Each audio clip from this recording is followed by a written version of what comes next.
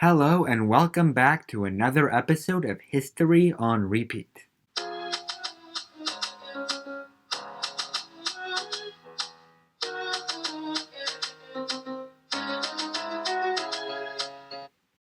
Today's topic is the gun crisis that has enveloped the United States over several decades now and is still without a solution. To find possible solutions to this ongoing crisis, I will be looking back at a past crisis that had plagued the United States for centuries until a solution was found roughly 100 years ago. The problem? Alcoholism. The solution? Prohibition. In comparing the alcohol crisis to our current gun crisis, and looking at prohibition for what to do, or more likely what not to do, I will share some possible solutions. Since the establishment of the 13 colonies, the alcohol consumption of Americans had climbed, hitting an astounding 5.8 gallons of pure alcohol in 1790, but not to be outdone by the 7.1 gallons of pure alcohol in 1830. For reference, the average American today drinks 2.3 gallons of pure alcohol yearly. Well into the 19th century, alcohol was a part of daily life and consumed throughout the day. The tight-knit communities and simple work allowed most, not all, but most, to handle the exorbitant amounts of alcohol. However, all this alcohol had negative effects on American society, putting women and children in danger of domestic violence and breaking marriages and families. There was no social support net if the husband became ill or lost his job due to drinking, and factories opposed alcohol as it created accidents and decreased efficiency. There were, of course, religious problems with alcoholism as well, and the popular evangelical Protestants saw the saloons as evil and ungodly. In response to this, the temperance movement, largely led by women, quickly became popular around the 1830s and only got bigger up to Prohibition. By 1833, there were over 6,000 organizations across the country, the largest being the Women's Christian Temperance Union and Anti-Saloon League. Saloon owners, distillers, and individual brewers— no, not those brewers— and organizations such as the United States Brewers Association worked against the temperance movement, but failed to attain the political and social clout the temperance movement had acquired over several decades. Thanks to these organizations, alcoholism began being treated as a disease, and on January 29, 1919, the 18th Amendment banned the manufacture, sale, or transportation of intoxicating liquors. Prohibition, the period between the 18th and 21st Amendments, in 1920 to 1933, is commonly known as the Noble Experiment, but is more accurately described as a paradigm of bad social policy. In the words of American academic and writer Albert Goldman, the only controls should be those that are imposed to protect the public from bogus or polluted merchandise. With the dreadful example of prohibition before us, it seems nearly unthinkable that we should have done it again, taken some basic human craving and perverted it into a vast system of organized crime and social corruption. When will we learn that in a democracy, it is for the people to tell the government, not for the government to tell the people, what makes them happy? Although prohibition seemed like a good idea in theory, and did show a decline in arrests for drunkenness and a 30% decline in alcohol consumption, the areas that supported it, 33 states, had already legislated some sort of prohibition, and in many of the areas that hadn't, especially in urban centers, prohibition was not popular and difficult to enforce. Those who wanted alcohol found inventive ways to do so, such as bathtub gin, taking the legal ingredients to alcohol and brewing it at home, the original DIY. The industry, still with many consumers, was now pushed underground, where bootleggers, such as the infamous Al Capone and gangs, controlled the multi-million-dollar industry. Alcohol was bootlegged from Canada and overseas, and Al Capone made over $60 million yearly bootlegging and operating speakeasies, nightclubs, and stores selling alcohol. These wealthy gangs could afford to pay off law enforcement and politicians, who were usually more than happy to take the money. The market was so popular that gang wars broke out in cities, the most famous being the St. Valentine's Day Massacre over control of the Chicago alcohol market. In the words of Mark Twain, prohibition only drives drunkenness behind doors and into dark places, and does not cure it or even diminish it. With all these issues and the need for jobs during the Great Depression, FDR said enough was enough, and with a pen in one hand and a cold beer in the other, legislated alcohol once again. In the present day, the United States is well known for having a gun violence problem uncomparable to any other nation. The US has a homicide rate 6 times greater than Canada and 16 times greater than Germany.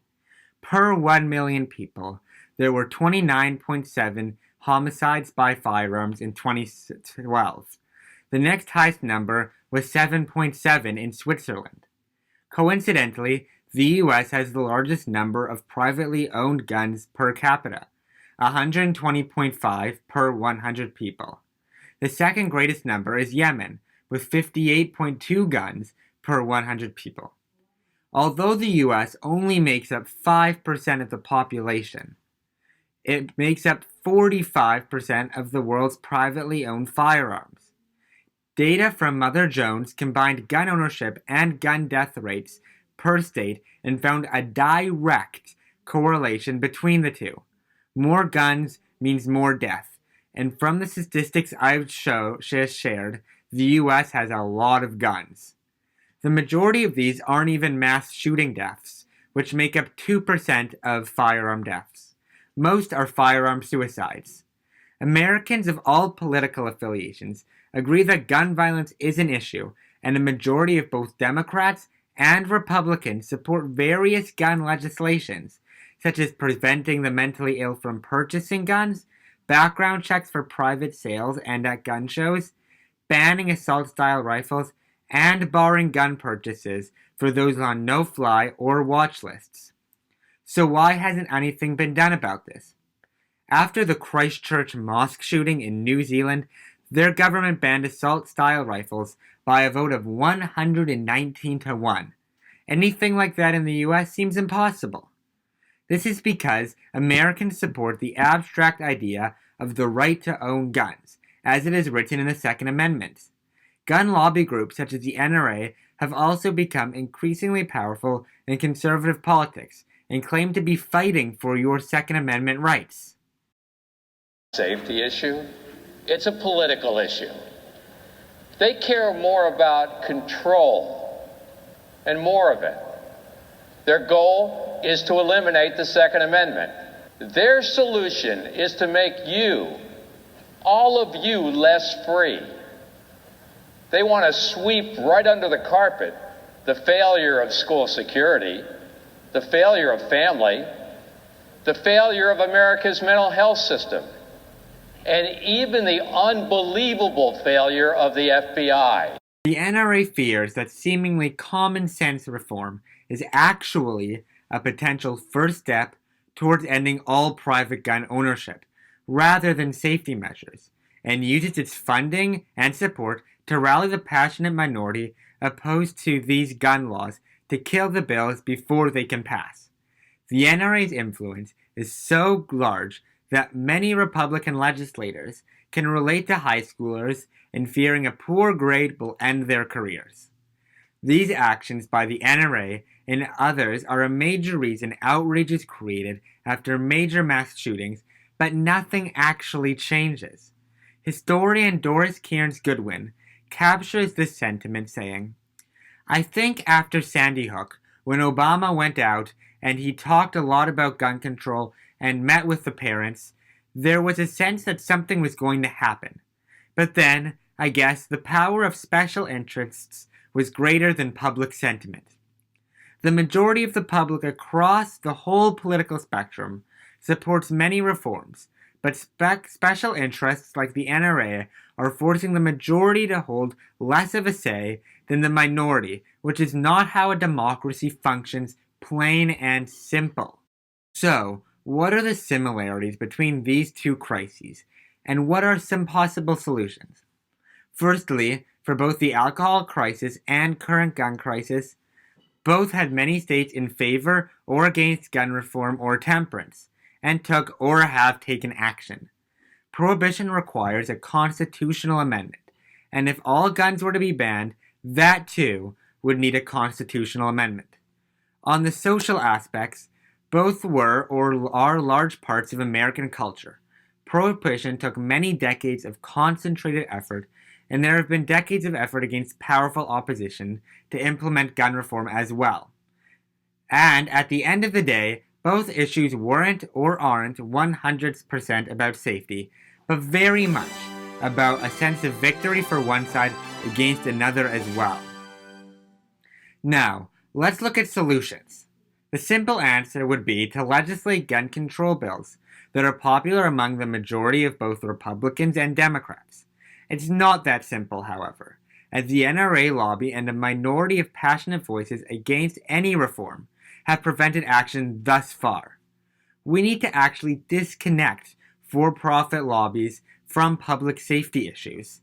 The NRA has effectively bribed representatives with good ratings, and politicians should not be forced to represent a business instead of the people they were elected by.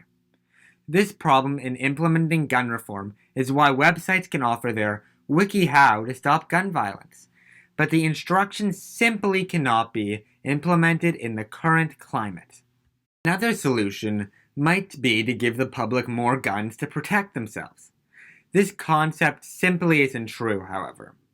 In a test by ABC News with the Bethlehem, Pennsylvania police, college students were recruited to learn how to use their guns, and then were put under a practice test where an active shooter came into a classroom. Even those with hundreds of hours of training could not effectively pull out their gun and fire under the stress of the situation. The clearest lessons from Prohibition are also what not to do, and that is discuss gun buybacks or any sort of banning of guns where the Second Amendment would be repealed. This would not only alienate moderates, but such legislation would send the industry and its customers underground to gangs and illegal businesses only interested in profit and with few restrictions to the types of guns sold and who can buy. Yes, there's a lot that should not be done, but what should be done? I've identified 4 major things that both us and legislators need to do. First, nonpartisan government groups need to be deployed to fact-check incorrect information, such as that the mentally ill cause most mass shootings, which they do not. 2. Rehabilitation and help centers need to look out for those threatening their own lives or others and are in possession of a firearm.